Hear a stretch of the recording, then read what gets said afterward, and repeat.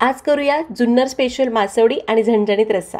मसाल्यासाठी धने, जिरे, दालचिनी, मिरे आणि लवंग पॅनमध्ये थोडेसे भाजले, काढून घेतले। आता पॅनमध्ये जातील तीळ आणि खसखस, त्यालाही भाजायचं, दुसऱ्या ताटात काढायचं। आता पॅनमध्ये जाईल सुक्या खोबऱ्याचा किस, तो मात्र छान खरपूस भाजून घ्यायचा आणि काढून घेऊ। आता पॅनमध्ये थोड्याशा तेलावर कांदा घालायचा, कांदा छान तांबूस भाजायचा, दुसऱ्या ताटामध्ये काढून गार करायचा। आता मिक्सरमध्ये सुरुवातीला भाजलेले धने, जिरे, खडे मसाले बारीक करू, त्यामध्ये तीळ, खसखस आणि खोबरं घालू, पुन्हा बारीक करू। आता हे एका ताटात काढलं। आता मिक्सरमध्ये घ्यायचा आहे भाजलेला कांदा, लसणीच्या पाकळ्या, भाजलेले शेंगदाणे, कोथिंबीर, काही पावडर्ड मसाले घालायचे, थोडंसं मीठ घालायचं आणि याला जाडसर वाटायचं।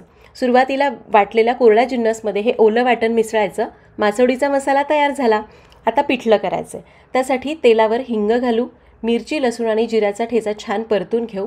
मग हळद घालायची, 2 वाट्या पाणी घालायचं आणि पाण्याला उकळी आणायची। उकळी आली की चवीप्रमाणे मीठ घालू, गॅस कमी करू आणि 1.5 वाटी बेसन असं चाळणीने चाळून घालू। थोडं थोडं बेसन घालायचं आणि वैरून गुठळ्या मोडून घ्यायच्या। सगळं बेसन घातलं, छान वैरून सगळ्या गुठळ्या मोडल्या। 5 मिनिटं मस्त दणदणीत वाफ काढायची। 5 मिनिटांनी मासवडीचं पिठलं तयार। आता पोळपाटावर ओला सुती कपडा अंथरला, त्याच्यावर सुक्या खोबऱ्याचा किस, कोथिंबीर पसरली।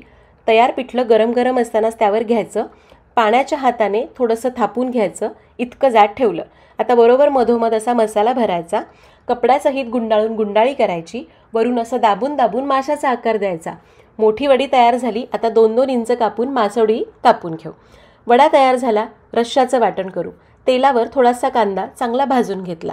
कांदा भाजत आला की लसूणीच्या पाकळ्या आणि हरभरा डाळ 2 मिनिटं भाजली। मग पुन्हा सुक्या खोबऱ्याचा किस घालून पुन्हा चांगला भाजला आणि याला गार केलं। आता हे सगळं गार झाल्यावर मिक्सरच्या भांड्यात घेतलं, त्यामध्येच काही पावडर्ड मसाले, कोथिंबीर आणि पाणी घालून याला वाटण केलं।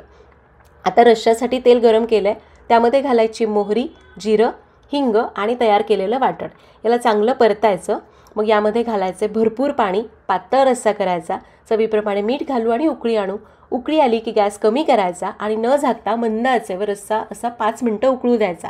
झणझणीत तर्रीदार रस्सा तयार।